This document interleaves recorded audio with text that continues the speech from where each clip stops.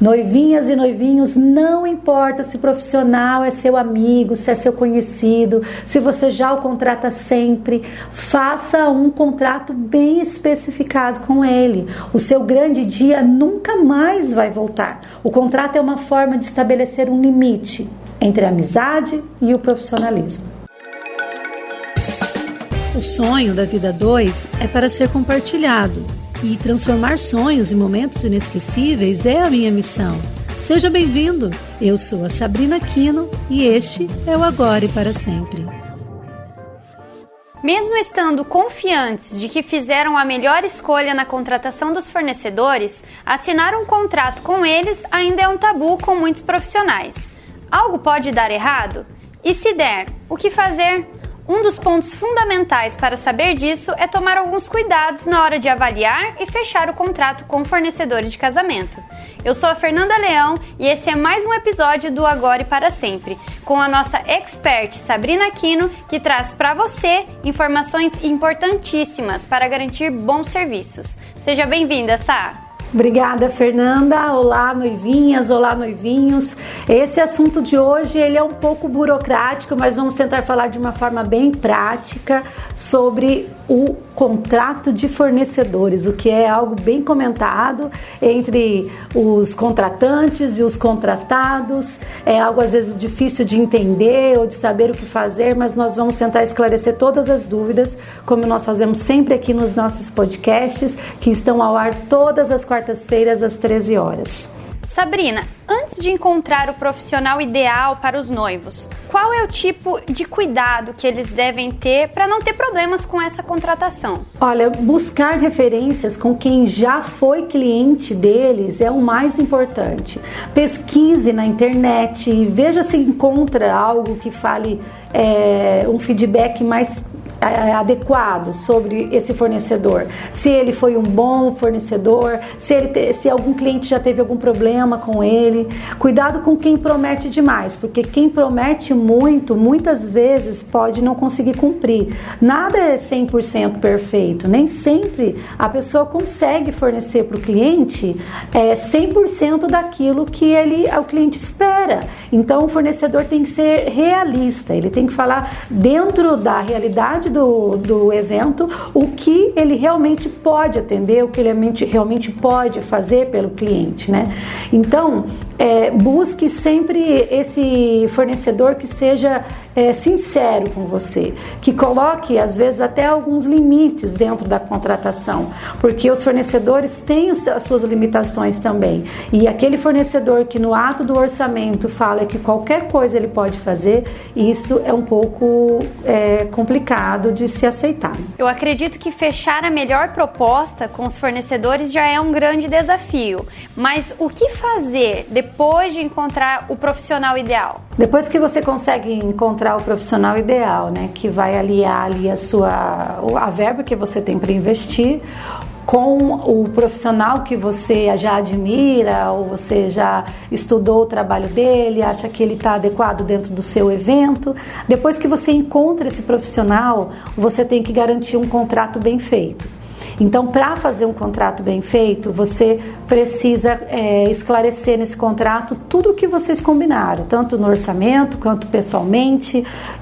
Então, troque mensagens com esse fornecedor. Fale com ele detalhes do que ele está te propondo dentro desse orçamento. Todas as suas dúvidas, troque mensagens por e-mail, via WhatsApp, principalmente por e-mail. Essas mensagens vão garantir que ele coloque no contrato, na hora de assinar o contrato, tudo aquilo que vocês realmente combinaram. Você acha importante contratar um advogado para todos esses contratos do casamento? Olha, claro, se você tiver condições financeiras de ter uma consultoria com um advogado dentro desses contratos que você vai fechar com vários fornecedores, é muito interessante. É claro, é um profissional da área te dando um respaldo sobre essas contratações. Mas não é extremamente necessário, porque quase todos os contratantes, eles têm essa dificuldade de observar se tem cláusula que deveria estar ali ou não. E para isso os contratados, que são os fornecedores, eles já têm uns contratos pré-definidos com as cláusulas que eles já costumam praticar. Só que quando você contrata uma assessoria, um cerimonial, e essa assessoria te propõe vistoriar todos esses contratos, analisar eles, é muito legal, muito interessante, porque daí você pode, a sua assessoria pode averiguar se está faltando alguma cláusula ali que te protege. Porque na grande maioria das vezes os contratos são feitos de uma forma bilateral. Né? Não pode beneficiar somente quem está sendo contratado, ele tem que beneficiar também quem está contratando. Isso é óbvio, né? É bem óbvio. Mas alguns contratos não têm isso. Alguns contratos que a gente pega para averiguar, né, como assessoria, estão tendo cláusulas que só beneficiam o fornecedor e não o cliente. E como que o cliente vai saber disso? Ele levando para alguém que é acostumado a fazer essa vistoria em contratos, observar, ou um advogado ou uma assessoria que já esteja apta a fazer isso. E sobre os noivos darem a entrada ou até mesmo o total do valor negociado antes da assinatura do contrato, o que você acha disso, Sá? Olha, na minha opinião, a gente jamais deve pagar uma entrada antes de um contrato assinado. Muito menos o total da conta, porque antes do contrato assinado é tudo muito indefinido. Mesmo que vocês trocaram mensagens, mesmo que você já conheça o fornecedor, às vezes é amigo ou já contrata ele sempre, tem detalhes que tem que estar no contrato que vocês, na hora de assinar o contrato, isso depois de pago a entrada ou o total, ambas as partes podem discordar. Então, adequado mesmo é você fazer um contrato, ambas as partes assinarem um contrato e aí sim você efetuar o pagamento da entrada ou até mesmo o total, se a negociação for para pagamento à vista, né, no ato da assinatura. Sá, tem contratos que não são colocadas as duas partes. Você acha que isso pode dar problema? Pode sim. O contrato tem que estar bem especificado não só com as partes, né, que estão do contratado e do contratante, mas com os dados corretos deles, né? Se, por exemplo, acontecer que um dos lados tiverem os dados diferentes, endereço, CNPJ ou CPF, se você tiver que executar o contrato, isso pode dar algum problema. Então é muito importante você verificar certinho se no contrato que você está assinando constam todos os dados do fornecedor. O fornecedor tem que verificar se todos os dados do cliente estão nele também. É importante colocar o horário do evento, colocar o local do evento. E como que você pode, de repente, uma dica legal para poder verificar se os dados do fornecedor conferem com o que está ali no contrato. Você pode pegar o CNPJ que ele passou no contrato e verificar no site da Receita.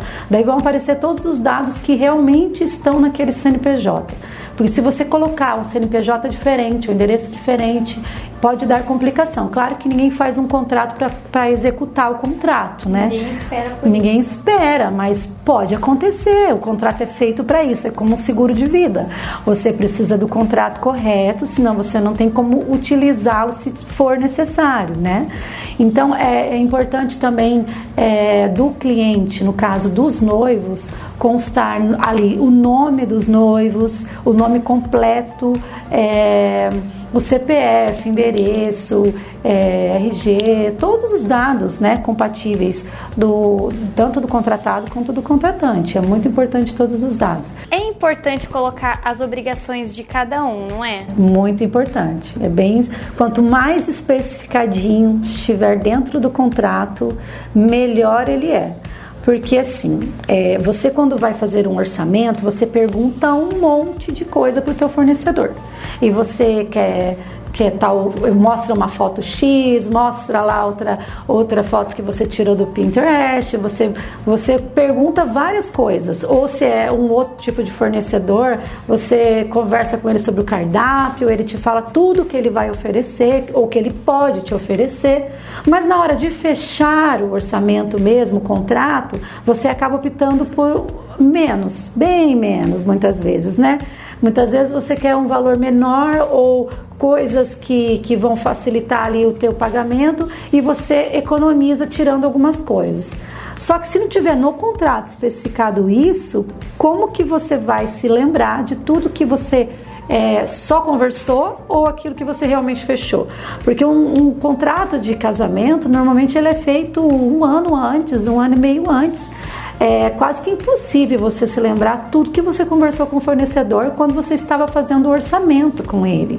Por isso que é muito importante o contrato. Na falta do contrato, ou se tiver algumas alterações durante esse período, depois do contrato, e você ainda não fez um termo aditivo, ou uma errata, ou um adendo ao seu contrato, troque mensagens por e-mail com ele, especificando tudo que foi alterado ou tudo que foi incluso ou retirado do seu contrato, porque isso daí vai ser uma prova depois para você mostrar, olha, nós combinamos isso, né? Ou até mesmo para o fornecedor, não, você não me contratou para isso, mas sim para aquilo. E sobre as rescisões de contrato, digamos que os noivos decidiram rescindir, como é que deve proceder numa situação dessa? Olha, os noivos nunca fazem um contrato com um fornecedor pensando em cancelar. Eles já escolhem com muito cuidado os fornecedores, já é uma procissão de orçamentos, mas pode acontecer que alguma coisa deu errado aí no meio do planejamento e eles queiram cancelar o contrato. E para isso tem que estar bem especificado no contrato essa cláusula de rescisão, como que ela vai funcionar. Mas é uma segurança não só para os noivos, mas também para o fornecedor. Se no contrato não está específico, pode gerar um transtorno para ambas as partes. Não pode só favorecer um dos lados, tem que favorecer os dois lados, no caso de uma rescisão, no caso de um cancelamento ou de uma falta de comprometimento de ambas as partes. Então precisa estar especificado essa cláusula e precisa levar em consideração, os noivos sempre precisam levar em consideração qual tipo de fornecedor que ele está contratando, qual o período que ele vai fazer aquele serviço, que ele vai executar o serviço.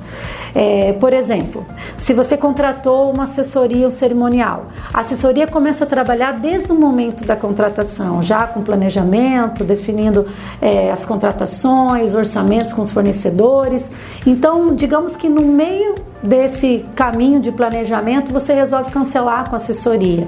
Então, no contrato da assessoria, precisa estar estabelecido o valor que é cobrado dependendo da época que você vai cancelar, porque parte do serviço já vai ter sido executado e você já vai ter se beneficiado desse serviço. Sá, e se os noivos contratarem um fornecedor de má qualidade, eles podem exigir indenização? Podem, desde que eles consigam provar que ele efetuou um serviço de má qualidade. Só que assim, depende muito do que é má qualidade para a pessoa. Por exemplo, decoração. Se o cliente contratou uma decoração, mas ele achou que a decoração ficou feia. Ficar feia não cabe a um processo, por exemplo, porque bom gosto não se contrata, bom gosto se tem ou não tem. Então, quando você vai contratar uma decoração, você tem que se identificar com o bom gosto do teu decorador. Ele tem que ser um gosto compatível ao seu, porque ele vai efetuar dentro de um padrão que ele costuma efetuar o serviço. Agora, se ele deixou de colocar algo que estava no contrato e ele não colocou, a quantidade de arranjos que vocês combinaram no contrato, quantidade de ambientes, ou que seja o que estava no contrato e ele não colocou, aí sim você está sendo lesada. Agora, se a decoração estava desalinhada, se os arranjos estavam feios, mal feitos, ou se as paredes estavam de uma forma, os painéis ou paredes estavam de uma forma precária, não sei, os móveis estavam ruins, feios, não estavam nada combinando com nada. Não tem o que você fazer, você executar, porque você não contratou, no contrato não está escrito lá que ele fica responsável por executar um serviço de bom gosto. Então, tem que tomar cuidado com isso, o que você acha que está de qualidade e o que realmente você contratou dessa pessoa. Por exemplo, os fotógrafos. Se você contratou um fotógrafo e ele não tirou foto com a minha avó, é culpa do fotógrafo?